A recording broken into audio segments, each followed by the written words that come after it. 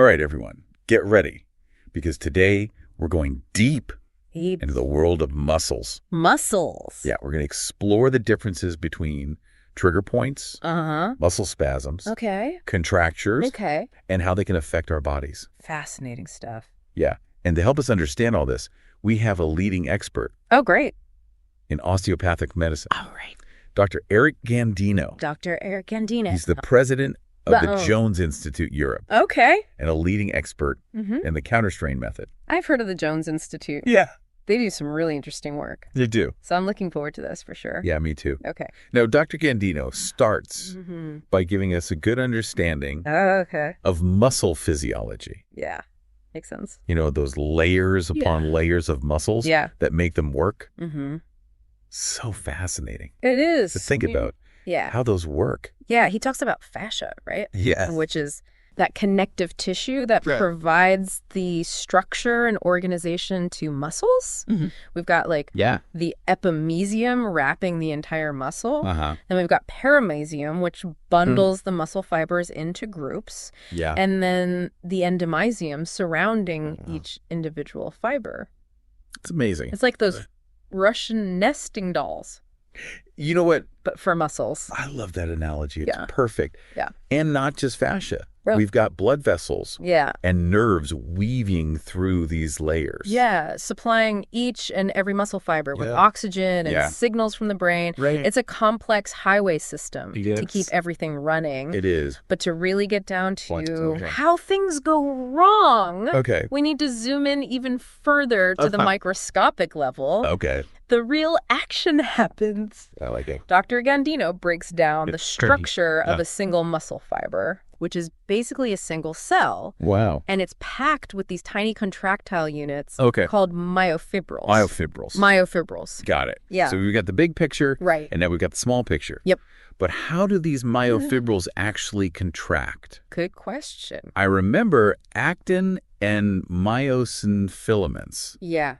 But it's a little fuzzy for me. Don't worry, it's like a beautifully choreographed dance inside each muscle fiber. All right. Those myofibrils contain sarcomeres. Sarcomeres. Which are the functional units of muscle contraction. Right. Each sarcomere has overlapping filaments of actin and myosin. Think of them like two rows of tiny hands reaching out to grab each other. Okay, 2 rows of tiny hands reaching out to grab each other. Yes. All right, got it. And then what? It all starts with a signal from a motor neuron, a nerve impulse that releases acetylcholine. Acetylcholine. Which is a neurotransmitter at the neuromuscular junction. So it's like a spark that sets the whole thing in motion. Precisely. This acetylcholine triggers a cascade of events. Ultimately causing the release of calcium ions. Calcium. Yeah. Okay, I knew that was important. It is very important. Does it act like a lubricant? Not quite. Calcium is more like a key that unlocks the connection points between the actin and myosin.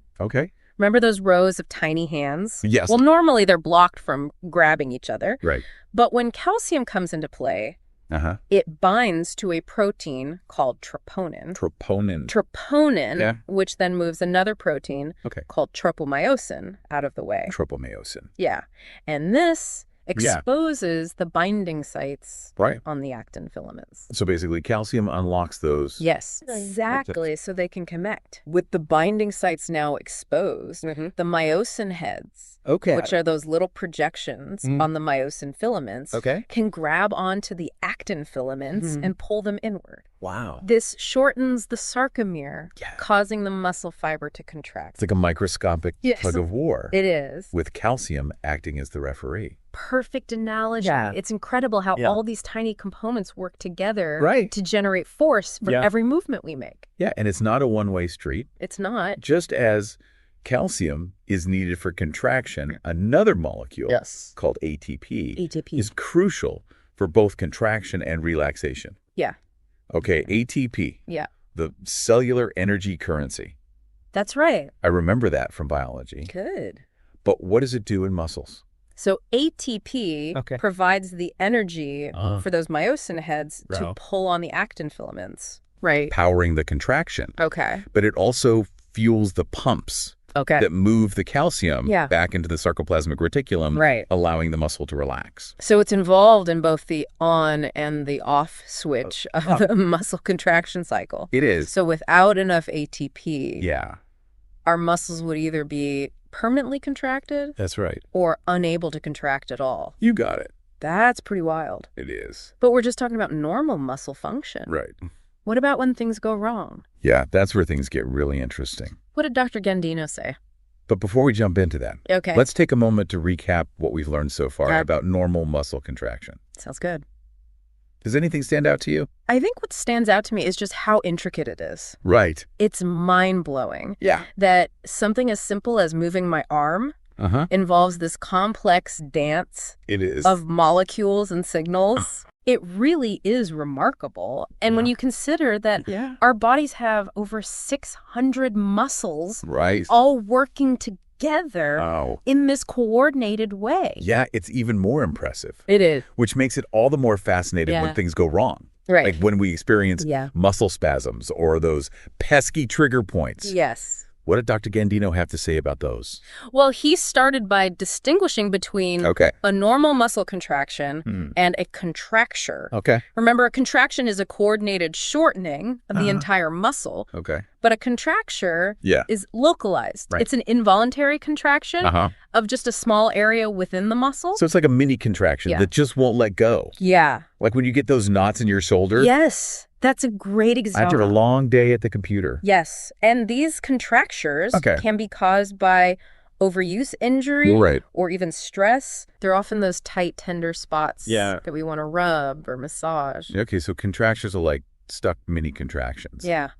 But what about muscle spasms? Okay, so muscle spasms. Aren't those just really strong contractions? They're a little different. Okay. A spasm is a sudden involuntary contraction of an entire muscle or even a group of muscles. Wow. And it's often triggered by pain or injury. So it's like our body's way of saying, hey, something's wrong. Exactly. By splinting the area. Yes. With a muscle contraction. It's a protective mechanism. It's called the nose-offensive reflex. This is offensive reflex. But while it's meant to protect us, it can also be quite painful and restrictive. Yeah, like a Charlie horse. Exactly. Those are no joke. Yes, they are very painful. I remember one time I woke up in the middle of the night.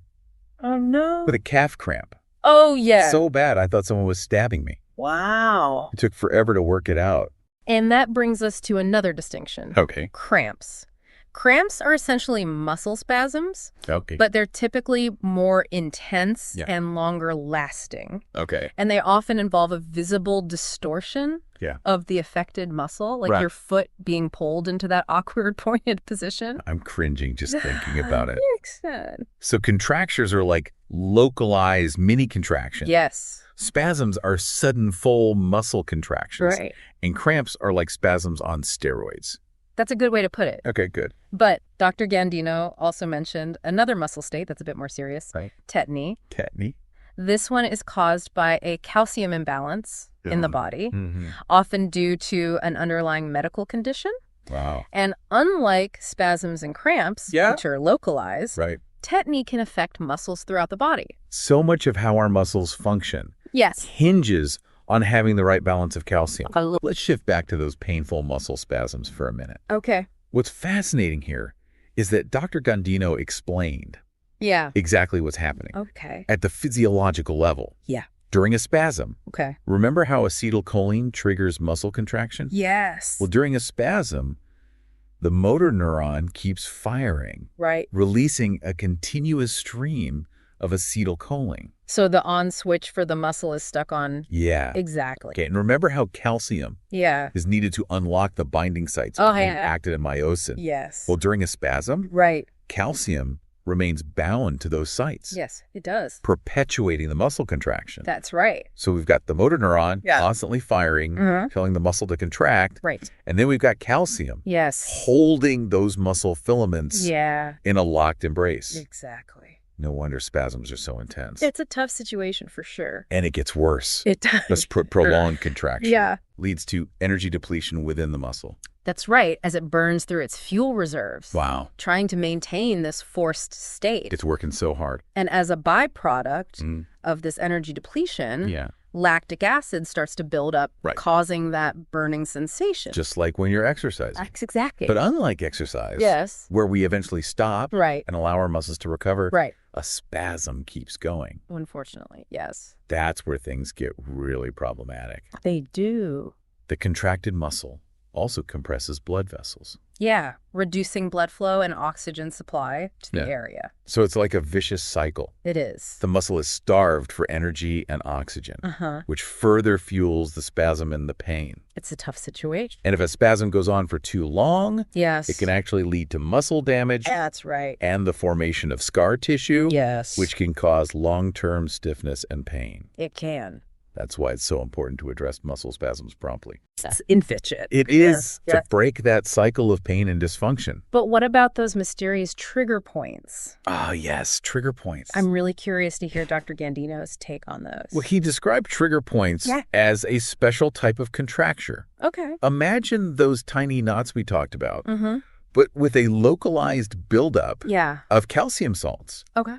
Forming almost like a tiny stone within the muscle. So it's like a miniature calcium deposit that's super sensitive to touch. Very sensitive. And can refer pain to other areas of the body. That's right. Think of it like a pebble stuck in your shoe. Okay. But this pebble is deep within your muscle. Wow.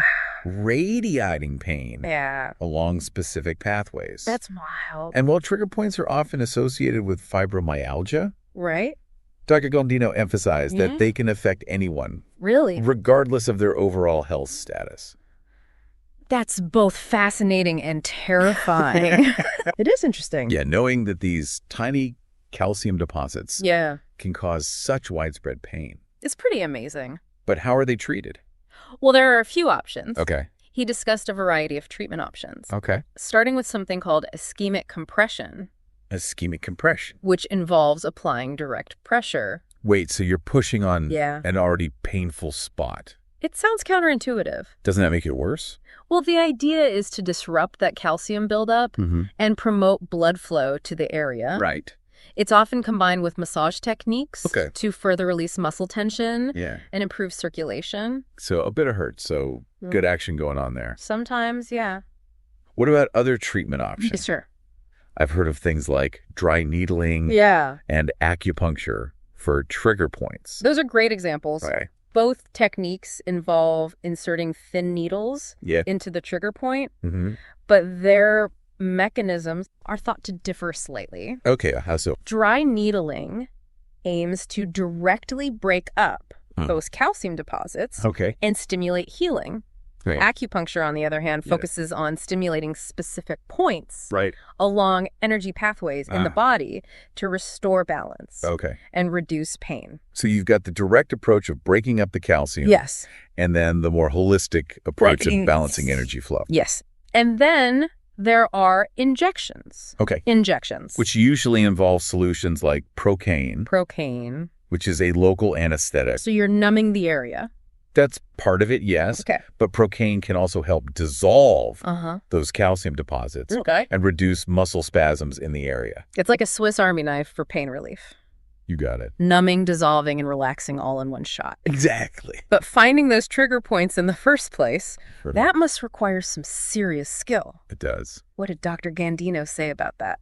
Dr. Gandino stressed that identifying trigger points isn't always easy. Okay. It requires experience and careful palpation.